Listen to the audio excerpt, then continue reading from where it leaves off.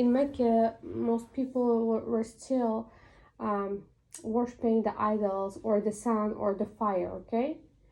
Shu haliyam shu yo quyoshga yo olovga yoki shu butlarga haliyam odamlar sig'inayotgan bo'lganda, shuning uchun payg'ambarimiz bundan juda ham xafa bo'lganlar. Xo'p? Va ular shuning uchun ba'zi xafa bo'lib ketsalar, Nur degan tog' bo'lgan yaqinlarida. Tushunarlimi? O'sha tog'ga chiqib ketganlar. O'sha yerda anaqa bo'lgan, nima deydi? Nima bo'lgan? G'or bo'lgan, cave. Xo'p? Va u g'or nomini bilasizlarmi nima? Hiro degan cave bo'lgan, g'or bo'lgan. Xo'p?